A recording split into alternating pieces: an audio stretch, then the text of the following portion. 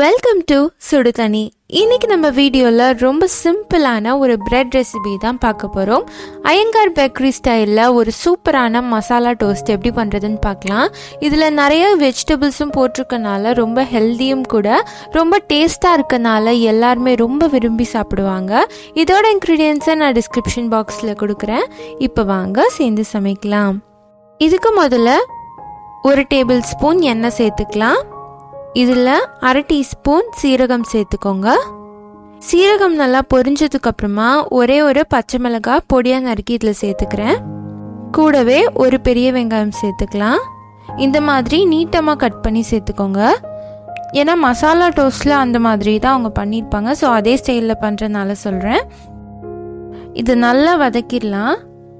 நல்லா டிரான்ஸ்பரண்ட்டாக ஆகி சாஃப்டாகிற அளவுக்கு வதங்கினதுக்கு அப்புறமா இதில் தக்காளி சேர்த்துடலாம். நான் இன்னைக்கு இது கூட 1 தக்காளி சேர்த்துருக்கேன். இதை நல்லா வதக்கிடலாம். தக்காளியும் நல்லா சாஃப்ட் ஆகணும். அந்த அளவுக்கு வதங்கினதுக்கு அப்புறமா இதில் நம்ம வெஜிடபிள்ஸ்லாம் சேர்த்துக்கலாம்.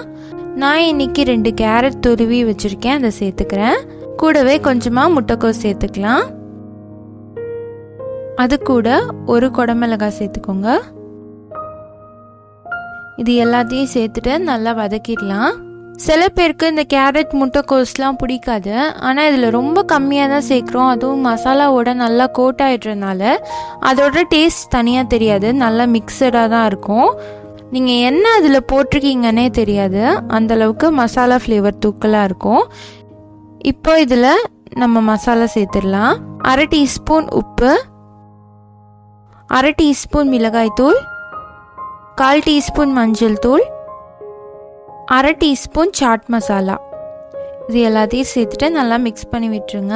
சாட் மசாலா சேர்த்திங்கன்னா லைட்டாக ஒரு புளிப்பு ஃப்ளேவர் வரும், அது ரொம்ப நல்லாயிருக்கும், அதுக்காக சேர்க்குறோம்.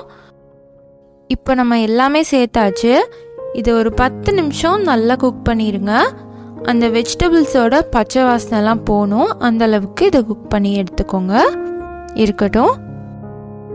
இப்போ பார்த்தீங்கன்னா இது நல்லா குக் ஆகிடுச்சு, நல்லா சாஃப்டாக ரெடி ஆகிடுச்சு. இந்த மசாலா இப்போ ரெடியாக இருக்குது. அடுத்து நம்ம ப்ரெட் ரெடி பண்ணிடலாம். ப்ரெட்டை ஃபஸ்ட்டு நம்ம பட்டர் தடவி டோஸ்ட் பண்ணி எடுத்துக்கலாம்.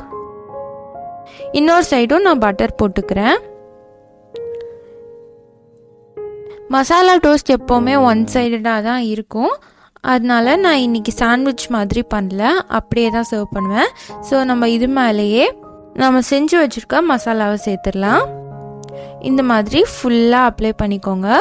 ஒரு 2 மினிட்ஸில் இது ரெடி ஆகிடும். நம்மளோட மசாலா டோஸ்ட் இப்போ சூப்பராக ரெடி ஆகிடுச்சு. இது சாஸ் கூட சர்வ் பண்ணிங்கன்னா பர்ஃபெக்டாக இருக்கும். ஒரு சூப்பரான ஈவினிங் ஸ்நாக், குழந்தைங்களுக்கெல்லாம் ரொம்ப ரொம்ப பிடிக்கும். நீங்கள் லஞ்ச் பாக்ஸ் ரெசிபியாக கூட நீங்கள் இதை அனுப்பலாம். ரொம்பவே ஹெல்த்தியான ஈஸியான ரெசிபியை இன்றைக்கி நம்ம பார்த்துருக்கோம். இந்த வீடியோ உங்களுக்கு பிடிச்சிருந்தா லைக் பண்ணுங்கள். சுடு தண்ணி சேனலை சப்ஸ்கிரைப் பண்ணுங்கள். தேங்க்யூ.